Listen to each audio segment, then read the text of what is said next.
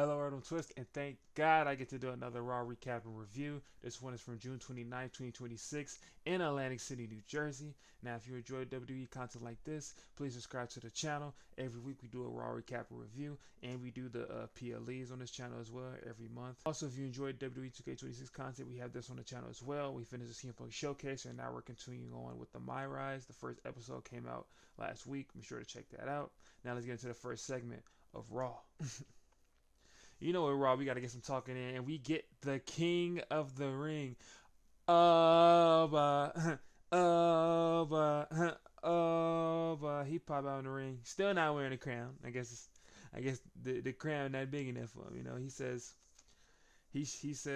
he told Jay that Destiny, it was in his destiny to become King of the Ring, and he finally made Jay a believer.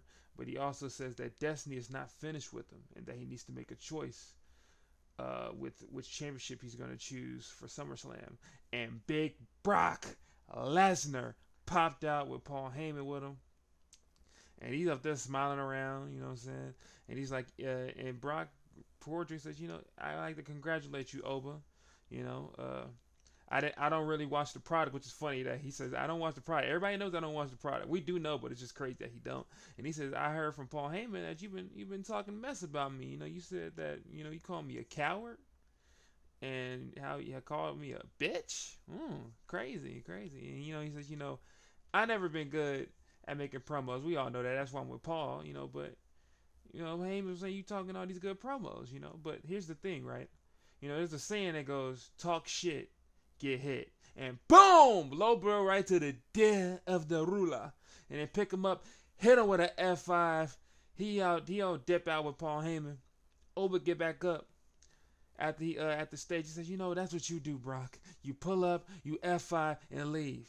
I said those things behind your back, but now I can say it in your face. You're still a bitch.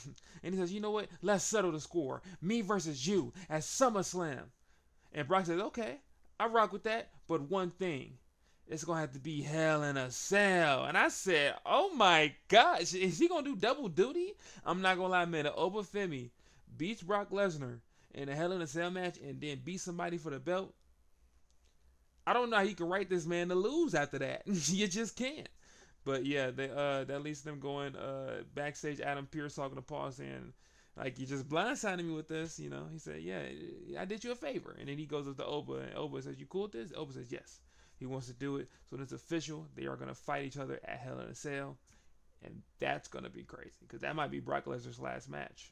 Then we get to our first match of the night. We have Ego, Ethan Page versus Booyaka 619, the GOAT, Rey Mysterio. And he got the pants on, but he got a weird singlet on at the same time. I'll take the pants, Ray. We're cool with it, Ray. And that leads to them going, and the match starts off with them going right into a tie-up.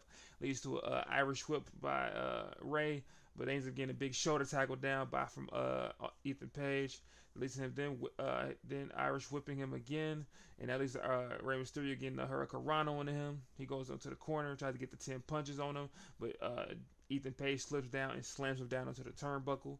That leads to him having Rey Mysterio in the corner. He's in there with multiple corner spears back and forth, and then Irish whipping him. But then he gets dropped down by Rey Mysterio into a prone position on the rope, trying to go for the 619. As he's running over to the 619, Ethan Page grabs him and lifts him over the apron. But Ray still has advantage. He does an enziguri kick to him and then jumps to the top rope to try to do a move on him. But Ethan Page grabs him, pulls him down, then with multiple kicks back and forth. And then he gives him to the other side. Then he has him pull him up on the ring. And he goes for the mask pull. He tries to take his mask off. Ray fights back out of it. They're punching back and forth on the top rope now. But Ethan Page picks him up and back suplex right on the turnbuckle. I was like, damn. Ethan not playing with that man. And that's how we get to a commercial break. Back from the commercial break with Ethan Page landing the Irish whip on Rey Mysterio. But he ends up trying to go for the Hurricane, but that gets caught by Ethan Page. He picks him up and hits with a back suplex, goes for the pin. 1, 2, kick out from Rey Mysterio though. Ray gets back up though. He's hitting with multiple kicks, runs and hits the rope, tries to go for the sunset flip. Ethan Page then running at Rey Mysterio, but Rey Mysterio pulls down on the rope. He flips over to the outside, and then Rey Mysterio does the little slide penguin slide through the bottom of the ring, landing on Ethan Page. Then he puts it back into the ring, goes to the top rope. There's a jumping senton, which is basically jumping off the top rope and sitting on somebody, and then hitting the springboard crossbody on him. 1, 2, kick out from Ethan though. That was a fire sequence. I like all just going back and forth. That's vintage Rey Mysterio if you don't know. Now he finally gets him in the corner. It's the 1, 2, 3, 4, 5, 6, 7, 8, 9, 10 punches on that man, and at least them Irish whipping him, and then Ray hits him with a big elbow. And then he tries to hit that man with a Hurricanrana move, but Ethan Page catches him and then hits him with a big face plant. 1, 2, kick out from Rey Mysterio though. At least Ethan Page then trying to lift the Rey Mysterio, trying to land a move, but Rey Mysterio drops down, hits him with a big enziguri, and that puts him into 619 position. He tries to go for the 619, but boom! Big boot by Ethan Page, and that thing was nasty. He grabs that man, hits him with a lift up, power slam. 1, 2, kick out from Ray though. The legend is still in it. That leads to Ethan Page trying to go to the middle rope, trying to do a move off there, but Rey Mysterio interrupts it. They start fighting on top of the middle rope, and he's on Ethan Page in a lift up position. He flips around, big Hurricanrana to the ring, sets him up for the 619 position. Bow! Goes to the top rope. Hits him with a little Eddie Guerrero shout out with the frog splash. 1, 2, 3. Big dub for Rey Mysterio. Good match back and forth. Overall, I feel like it was a good 3.75 stars. If this was Prime Ray, you would have had even more exciting things going on. But this is Twilight Cruiser Ray. It still put on a good match. I wonder how this is gonna affect Ethan Page for the rest of his booking. Because he's been taking a lot of losses lately, but we'll just have to see.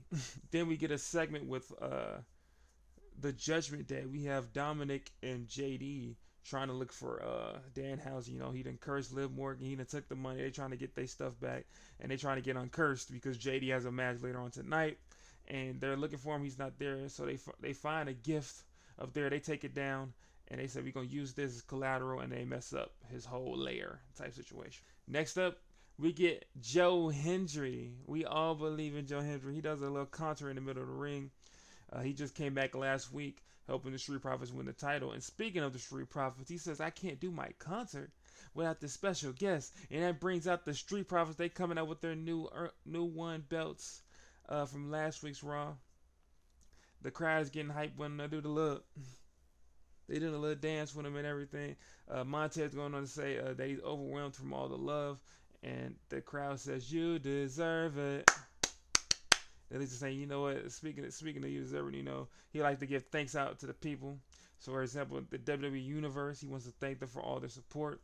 He thanks Seth Rollins for the assist, and also the man of the hour in the middle of the ring, Big Joe Hendry. And he says, you know what, why don't we go let that man get the show going? Joe starts singing with the Street Profits, also joining in the time. Like, he mentioned how, like, Paul Heyman's not going to be helping nobody because he's dealing with Brock. And the Street Profits like, Lesner. I was like, that's funny. That's funny, bro. And then he starts singing about Austin Theory directly. And he says he says Austin Theory cried himself at night because Cena buried him on the mic. At least Theory was popping out. And he says, it's funny you mentioned John Cena. That's the same one I beat at WrestleMania. He did got him there. He did beat him at WrestleMania. Don't get it twisted. And he says, I just talked to Pierce, and next week we're gonna be getting a rematch for the championships. At least Angel Dawkins said, "Hey man, are you sure? You sure you want to do that? Your boy Braun Breaker, he's still kind of looking hurt."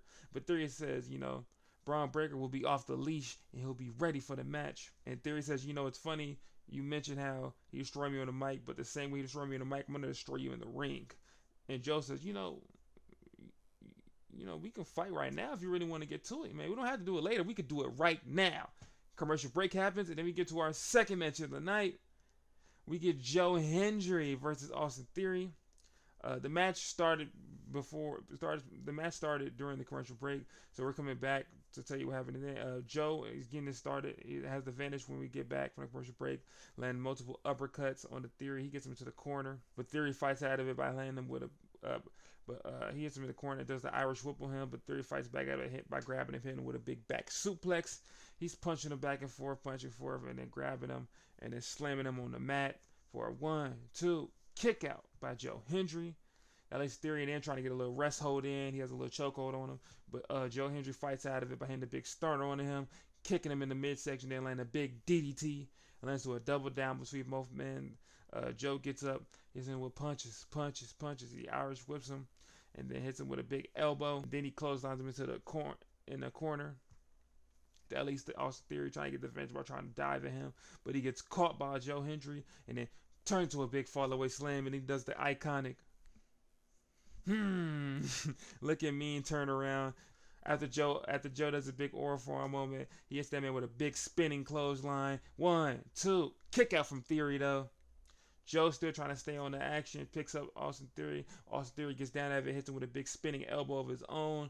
Then he picks him up and lands with a big neck breaker. 1, 2, kick out from Joe.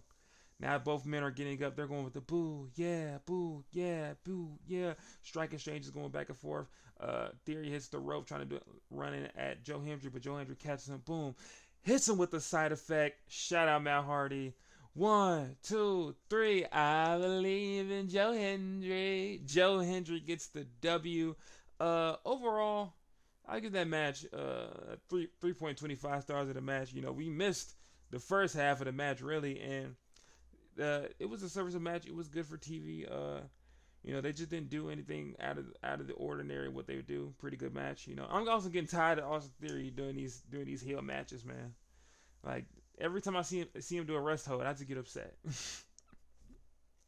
But then we get backstage again, and we get Raquel Rodriguez pressing up on Adam Pearce, trying to get an IC title match. I don't know why she's not in the running for it. Adam Pearce says, you know, you're not the only woman trying to get into this match. You know what I'm saying? She's like, who else want to get into it? She's like, people like Maxine Dupree.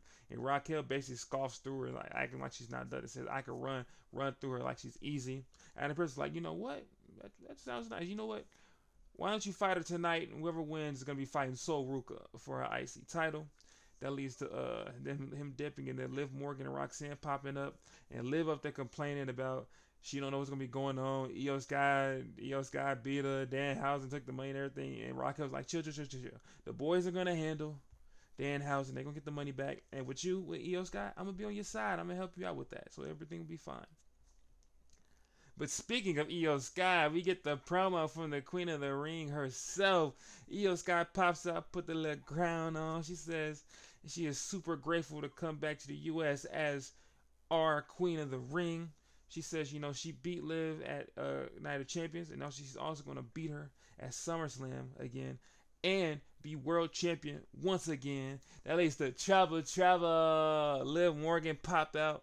And she says, you know, I'm just really surprised that you're so proud of how everything went down at Night of Champions, you know, because you didn't beat me fair and square. She says the only reason she lost at Night of Champions was because she got cursed by Danhausen. And at SummerSlam, it's going to be way different. You know, she even goes to say, you know, I used to respect you, but now you done pissed me off. And you already know what happens to me when I get pissed off. Like, look what I did with Finn Balor. Look what I did with Stephanie Vaquer. You ain't even seen her around. And look what I did to Rhea Ripley. I took everything away from her. And that gets Io Sky hyped when she mentions Rhea Ripley. That leads her to say, you know, and Liv was like, and I promise at SummerSlam, I'm going to destroy you and remain the greatest women champion of all time. Just annoying as hell for no reason. And that leads her then say, you know what, Io? But sadly for you, you're not going to have to wait to SummerSlam because you're going to be in trouble. That leads to Raquel and Roxanne jumping on the apron, missing her off. But Io basically treats them like they nothing. She reversing that they doing, knocking them down. It leads to a big face-off between her and Liv Morgan. And Liv trying to take advantage, fighting back, tries to land Oblivion on her, but that gets reversed by Io Sky. She slams her down, just a jump over kick, or a farm for the people, and it has to with a big buzzsaw kick. Shout out Tajiri with that kick. And she tries to go for the over the moonsault again. She goes for the over the moonsault. That leads to the Judgment Day getting involved. Raquel, Roxanne punch her. They knock her down. They jumping her back and forth. They get into the ring. They jumping her now. They lift her up, and Liv finally does the Oblivion right on her. And then they go to the leg she injured at Night of Champions, and she hits it with a big half crab on it. She's wrenching on that thing, and then the refs and the officials come out to stop her, and leave Liv Morgan just in the middle of the ring flexing with her title. Now that is going to be the end of part 1 of this video. Yes, part 1 for these raw recap reviews. I do a part 1 and a part 2, so make sure to check out part 2. It should be around the ending of this video right here, guys. So, but remember, guys, Jesus loves you. Catch you on part 2.